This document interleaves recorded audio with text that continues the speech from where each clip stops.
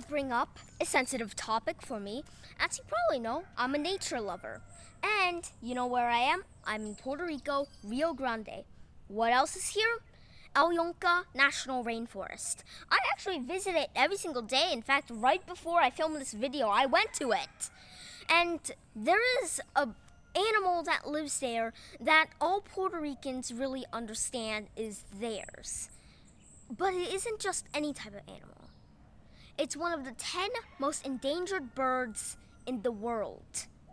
The Puerto Rican parrot is an critically endangered bird that once in 2018 was so endangered it was extinct in the wild.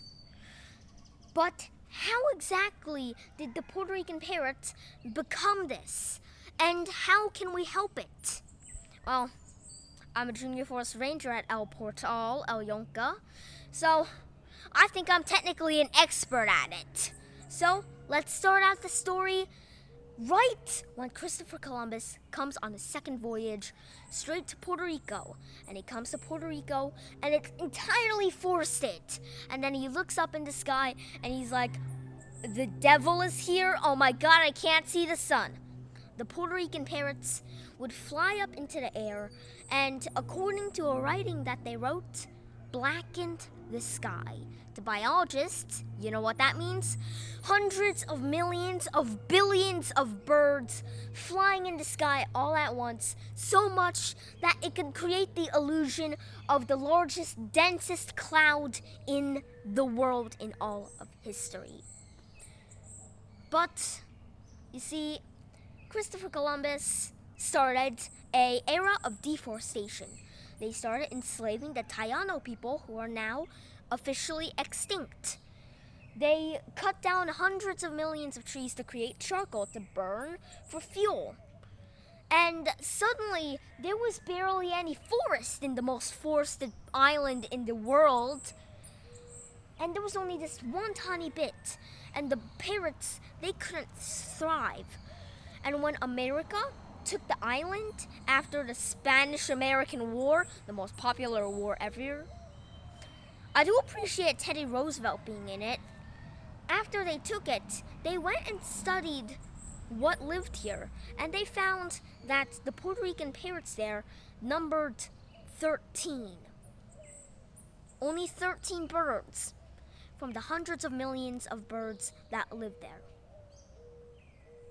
So, but they still continued doing it for charcoal. But suddenly, a man invented electricity, and suddenly they didn't need charcoal to light things. They just needed to flip a switch and boom, light. Boom, energy. Boom, the car's on. And then they realized that they did not need the charcoal anymore. So why were they still cutting down all these darn trees? We don't need the trees. So how about let's just stop cutting them down? So they started an era where they protected the forests, but then they started really focusing on the Puerto Rican parrots. And the Puerto Rican parrots, they started an act to save the Puerto Rican parrots. And progress was made. A lot of progress. Soon there was about 200 birds in the wild. That's not a lot, but progress. And then soon they had about 1,000 birds in the wild. And then it was 2016, aka the year right before Hurricane Maria. Yes, Mother Nature was now about to make her act upon the Puerto Rican parrot. And not in a good way. Mother Nature sent a giant hurricane, Hurricane Maria, if you were wondering, in 2017, straight to Puerto Rico. If you go to Puerto Rico right now, if you go to San Juan, near the coastline, there's a bunch of buildings and they have no windows, it's broken down. That's from Hurricane Maria. In fact, Yunque wasn't opened until last year, literally. And this hurricane had a lasting impact on the Puerto Rican parrots. Right before the hurricane, there were 1,000 birds in the wild. And then after it, they used their radar to check for Puerto Rican parrots because they had tags on them. They only found 3. Then one of them died after the first day. The 2 remaining ones had 6. But then one of them died. Yet the surviving one was a female. So it gave birth to a new and currently thriving population of Puerto Rican parrots. And this population could only thrive with human help.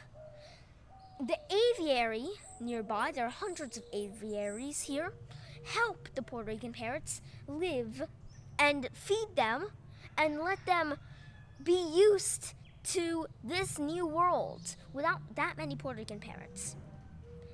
And then they do a test, and if they pass it, then that Puerto Rican parrot will be flung into the air to sustain a wild population. Progress has been made very lately. Originally, there were about 600 birds in the wild, 600 Puerto Rican parrots to be more specific. And then this week, starting from the start of this week, they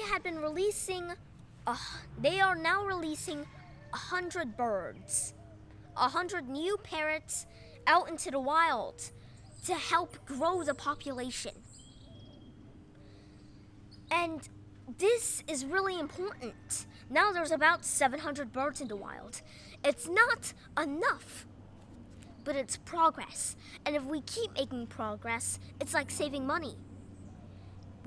One day, the Puerto Rican parrots will be restored, and one day, just one day, maybe we will write again about how we never see the sun because of these Puerto Rican parrots. And it's not a bad thing. The Puerto Rican parrot is important. It's endemic. It's only found here. Without it, this beautiful creature would be extinct, just like its 3 other parrot ancestors. And if we help them, maybe one day the Puerto Rican people will finally see the Puerto Rican parrot as a rare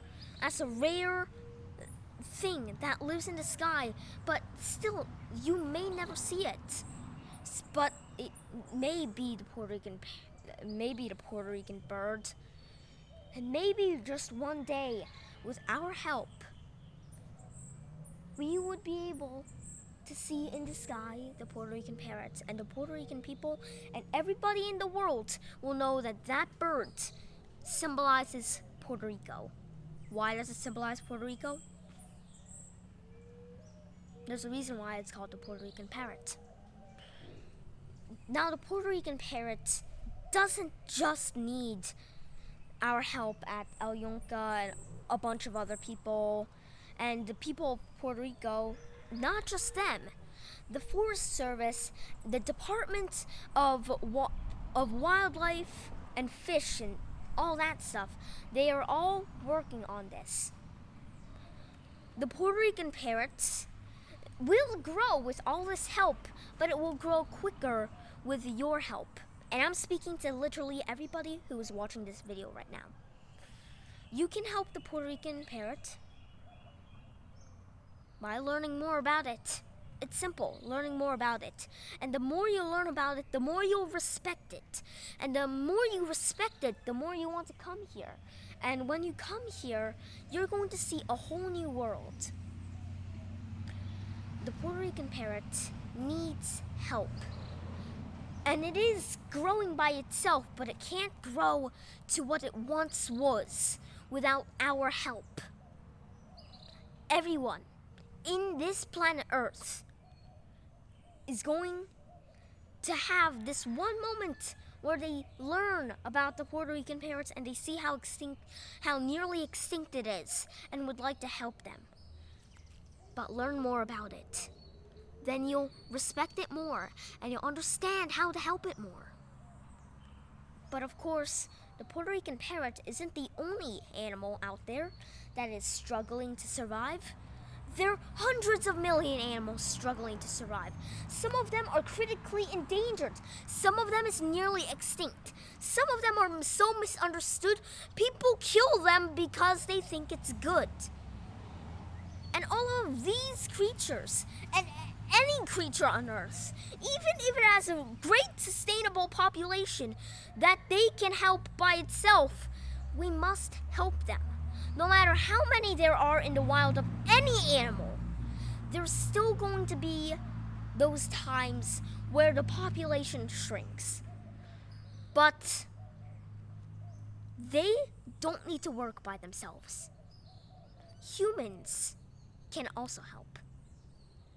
In fact, that's nearly why we are a thing, to help.